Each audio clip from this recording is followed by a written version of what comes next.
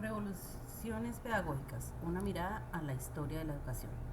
Sandra Milena Buitrago Hernández, Facultad de Ciencias de la Educación, Corporación Universitaria Iberoamericana. Pedagogías críticas y descoloniales. Docente Oliva del Pilar Palacio Gómez, 3 de abril del 2025.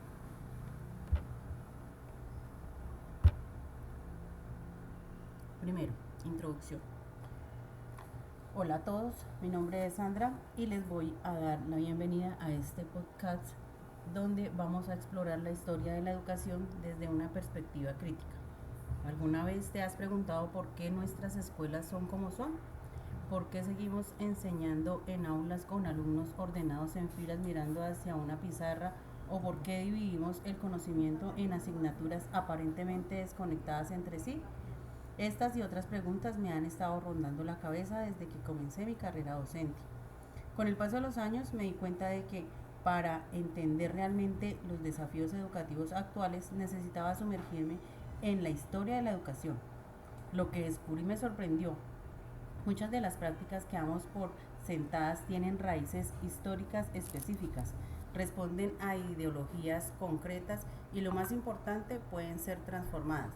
Y eso es precisamente lo que vamos a explorar hoy, como la historia de la educación. Puede ayudarnos a repensar nuestras prácticas pedagógicas actuales. En este recorrido analizaremos los grandes paradigmas que han transformado la educación, pero también veremos cómo estos modelos teóricos se han convertido o no en prácticas cotidianas en las aulas. Porque la historia de la educación no es solo la historia de las grandes teorías, sino también la historia de lo que realmente ha ocurrido en los salones de clase. Número 2. Los paradigmas revolucionarios. Comenzamos con una mirada a lo que yo llamo las revoluciones pedagógicas, esos momentos históricos en que surgieron visiones radicalmente nuevas sobre cómo entender la educación. Cuando hablamos de pedagogía moderna, no podemos evitar mencionar a Johann Heinrich Pestalozzi, pues a finales del siglo XVIII ya planteaba que la educación debía seguir el desarrollo natural del niño y atender sus necesidades específicas, como señala Soetar en 1994, en su trabajo sobre la obra de Pestalozzi. Este educador suizo evolucionó la concepción de la infancia y el aprendizaje al proponer que la educación elemental no consiste en enseñar al niño a conocer lo que ignora, sino en desarrollar las facultades que permiten conocer, en la página 46. Esta visión contrastaba radicalmente con la educación tradicional de su época, basada principalmente en la memorización y la disciplina estricta.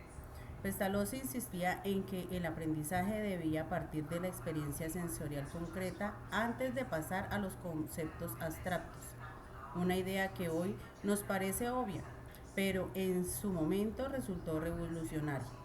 Más adelante, otra revolución importante vendría de la mano de John Dewey, como explica Westrock en 1993. En su análisis del pensamiento de Dewey, este filósofo y pedagogo norteamericano concibió la educación como una reconstrucción continua de la experiencia, página 289.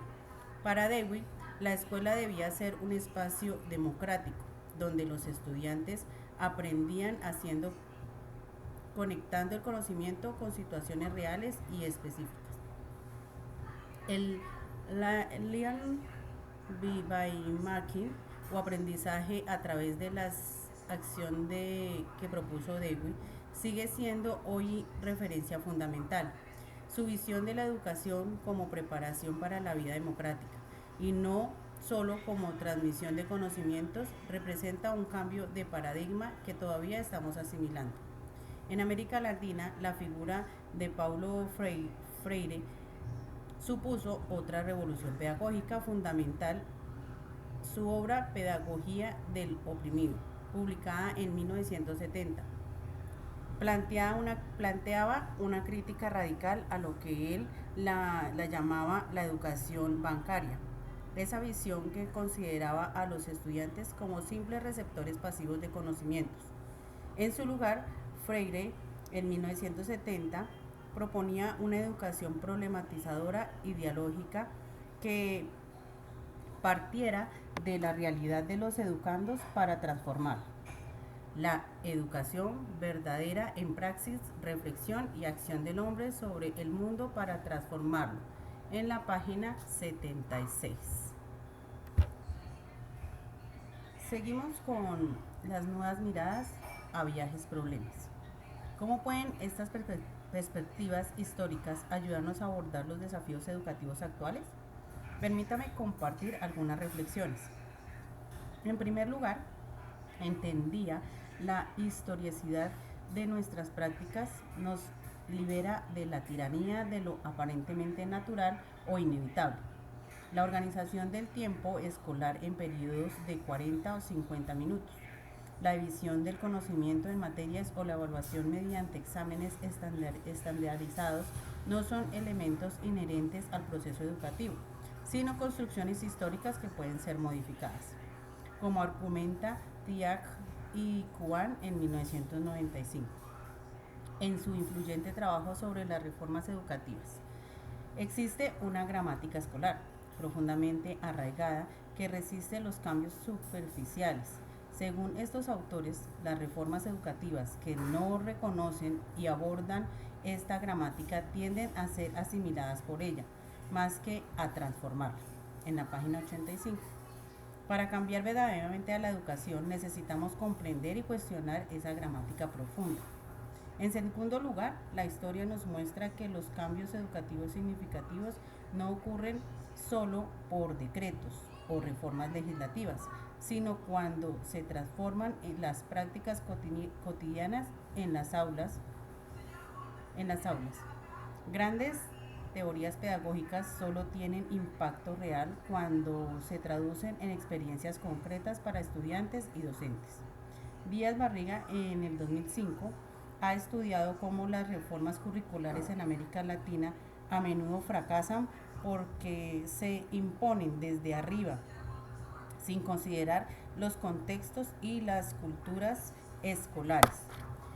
El currículo formal puede cambiar con relativa rapidez, pero el currículo real, el que se vive en las aulas, tiene tiempos y lógicas diferentes. Página 67. Finalmente, la historia de la educación nos enseña a desconfiar de las soluciones milagrosas y las modas pedagógicas. Cada cierto tiempo aparecen enfoques presentados como revolucionarios que prometen resolver todos los problemas educativos. Sin embargo, como señala Jimeno Sacristán en el 2011, en su análisis crítico de las reformas educativas, la historia de la educación está llena de panaceas que después de un breve momento de gloria cae en el olvido sin haber producido cambios sustanciales. En la página 32. Esto no significa que debamos ser escépticos ante toda innovación, sino que necesitamos evaluar críticamente las propuestas en función de su potencial para abordar los problemas reales de la educación, no por su novedad o atractivo retórico. Por último, tenemos las reflexiones finales hacia una práctica educativa históricamente consciente. A modo de cierre, me gustaría compartir algunas reflexiones sobre cómo podemos desarrollar una práctica educativa más consciente de su dimensión histórica. En primer lugar, como educadores necesitamos estudiar la historia de nuestra profesión, no para acumular datos y fechas, sino para comprender de dónde vienen nuestras prácticas y hacia dónde podrían dirigirse, como afirma Viñao en el 2002, en su trabajo sobre cultura escolar y memoria. Recuperar la memoria histórica de la educación no es un ejercicio de nostalgia, sino una condición para la innovación consciente. Página 112. En segundo lugar, debemos aprender a identificar las continuidades y rupturas en nuestra práctica cotidiana.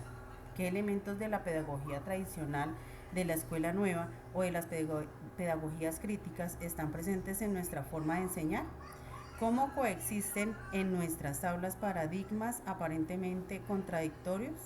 Por último, la conciencia histórica nos ayuda a mantener vivo un sentido de posibilidad, Si las prácticas educativas actuales son el resultado de procesos históricos complejos, también pueden ser transformados mediante nuestra acción consciente y colectiva. Como educadores no somos menos ejecutores de políticas diseñadas por otros, sino sujetos históricos capaces de participar en la construcción de nuevas realidades educativas. La historia de la educación no es un campo de estudio árido y alejado de la práctica, sino una fuente vital de inspiración y reflexión crítica. En cada aula donde enseñamos, somos parte de una larga conversación que comenzó mucho antes de que nosotros y continuara mucho después. Nuestra responsabilidad es comprender esa conversación y contribuir a ella de manera significativa. Espero que estas reflexiones les hayan resultado útiles. Los invitamos a seguir explorando la fascinante historia de la educación, ya utilizarla como una herramienta para transformar su práctica pedagógica. Y gracias por escucharme. Hasta el próximo episodio.